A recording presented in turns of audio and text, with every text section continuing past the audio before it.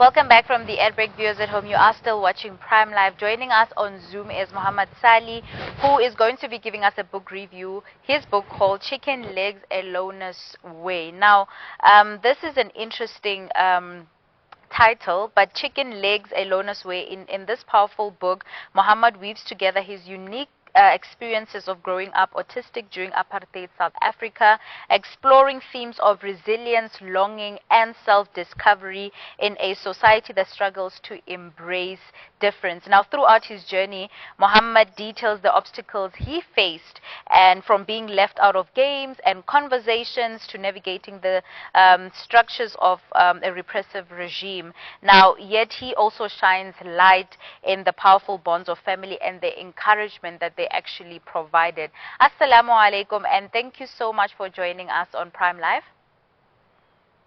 Wa alaikum salam. Can you hear me? I'm not sure. Yes, I can hear you. Can you hear me? Yeah, I hear you. That's good. Alhamdulillah, alhamdulillah. Thank you so much for joining us. Now we're just going to jump straight into this interesting book. How did you approach writing this book, Chicken Legs, and what made you decide to share your story with the world?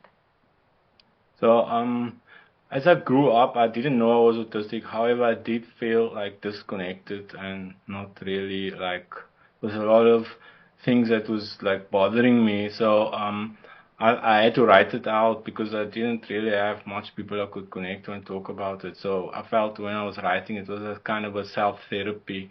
So in that sense, I just wrote down I never wanted to write a book or anything. I just wrote down all the issues and strange things that I encountered or what I thought was going on with me and documented it. And I felt I needed to document it in a very precise manner because I'm also an engineer, and I find that because I documented it precisely, I made sure I can stop thinking about those looping thoughts. And writing a book, you need to really think about it. So that was the main reason why I started to write. Jazakallah so much for sharing that with us. Now, as you reflect on your childhood, how has your understanding of autism and your own autism spectrum disorder evolved over time? Yeah, that's an interesting question because, as you know, I grew up and I didn't know, and in our community, being like a colored guy, we didn't have like a lot of money or access to information, so I didn't know I was autistic. And I find now, as I go along, I notice it's quite similar now that mostly the people who have access to medical and stuff like that, they can get diagnosed. So it's quite a difficult thing because most people in my community and even like family and that, they don't really like accept this kind of diagnosis because I'm not that extreme and I can do things. So now I find that that's mostly the problem now, is to kind of convince my people that I was autistic and all the time. And I think it's also now I notice also in like the communities that I'm now like in autism there's three levels, level 1, 2, and 3, and I find that there's not a lot of like privilege or people don't have access to money and things like that who gets diagnosed with as kids with autism level 1. It's normally just the children who are struggling and that who gets picked up, but there's a lot of others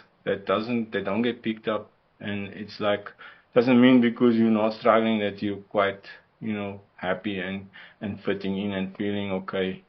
So that was my journey now. I noticed because I managed to study and get some education and work, so I could get medical aid, and this is the only reason I could get diagnosed and now figure out what more is going on.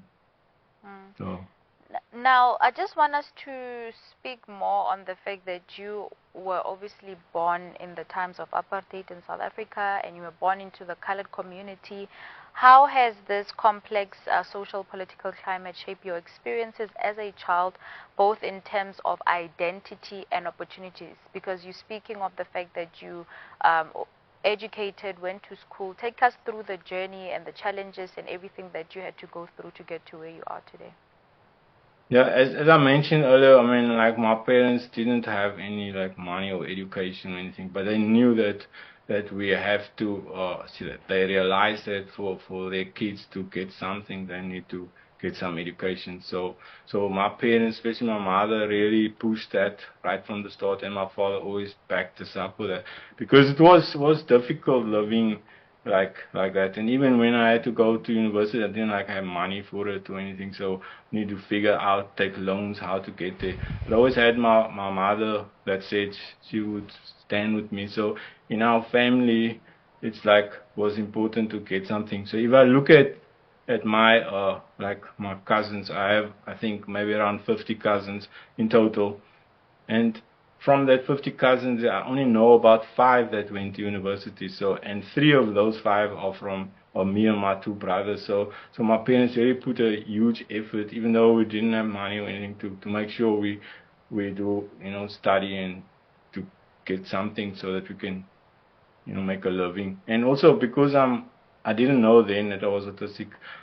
I, autistic people, I found out we get very anxious very quickly. I suffer from anxiety extremely, and a big anxiety for me was that I did not want to be like, not that like my father who had to struggle to manage. He lots of times didn't have money, didn't have a place to live, stuff like that. So I had a huge fear that I was going to end up like this. So this drove me, and I know now because I also have ADHD and autism. This kind of anxiety drove me that I didn't want to be like that.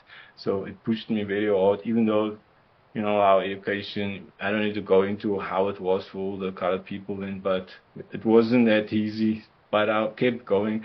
And I think maybe I was lucky in the sense that I got some ability to be able to study, which some people say that autistic people have like a superpower or something. But so maybe I got that ability to do math, so that came easy. But I was disciplined, and I didn't. I mean, like I said, I found out last year I have ADHD, which explains why I never studied regularly, but I could squash it all in and hyperfocus. But still, it was deep down. I didn't want to struggle. I wanted to be able to take care of myself, so that drove me extremely. Mm. Thank you so much for sharing that with us. And you touched a bit on your family's support, especially during your struggles with autism. Can you expand more on this relationship and how it has actually contributed or continued to influence you over the years? Okay, when you say family, you probably mean my parents, or are Yes. you talking about my wife now? Or Your I'm not parents, sure. because in your book you mentioned that Ah, you your parents. received, yes. Yeah. Okay, so as I mentioned earlier, my mother then firstly kind of supported me to get. They didn't know I'm autistic. They knew I was different. So for my mother, it was always very important that like I grew up in a place that have a lot of social and cultural things, and I'm like instinctively not someone that follow culture and social stuff, because for me everything needs to make logical sense, and that's what makes me make decisions. And I think my mother knew this from the start, so she never forced me to follow all the social things, like when we used to go to family and I have to do all this. She said, as long as you're not like doing any crime, doing any really bad things, it's okay. You don't need to breed like everybody else. You don't need to do all that, because that's not really a crime or hurting anybody. Just you are doing things your own way. So my mother would be okay with that, and if I could get away and do things like I needed to do, because with my sensory issues. For example, if we had to go, like I grew up in an Islamic house, and we used to do a lot of what they call khatats. I don't know what they call. I think they call it dhikr now. And those khatats was very noisy, and like my sensory issues with autistic person, and the sounds and the smells and everything, and it was like torture for me to sit in those rooms. I couldn't handle it, and my mother never forced it. So I was like, okay. And as I got older, even my father, like I could get away with things that others didn't get away. But some people would say I was spoiled. But it was, for example, when I was 14, I decided I want to smoke because everybody in the family was smoking, and I thought like you're a big person if you smoke. So I thought, okay, I'm gonna smoke. And then in our culture is that you don't smoke in front of your parents or your uncles and all that. And I just thought that makes no sense. If they're smoking, then I can smoke, and I'm gonna smoke with them. And I told my father, look, I'm smoking now and I don't have money, so you'll have to give me cigarettes and I'm gonna smoke with you. And it was okay with him. He used to smoke with me. We used to smoke, like, we used to hide from the family that me and him were smoking together. And when some uncles or other people, even my brothers, came around, then we would just like hide it, like me and my father, like our secret. But you'd give me the secret. So in this sense, like, they make sure I do like my studies and do like not the like crimes or bad things like this, because then I was disciplined for that stuff. But all the rest, that's just social, like the smoking or greeting or sitting in, that was okay. They didn't force me to do that. Mm. I mean, that's so beautiful, and it's such a blessing, and you know that you had such a supportive family throughout your journey and your life. So may Allah continue rewarding them for that. Now, we also know that teaching martial arts, tutoring mathematics are also your hobbies. How did you develop these passions, and do you feel that they've helped you to cope with or channel your autistic traits in positive ways?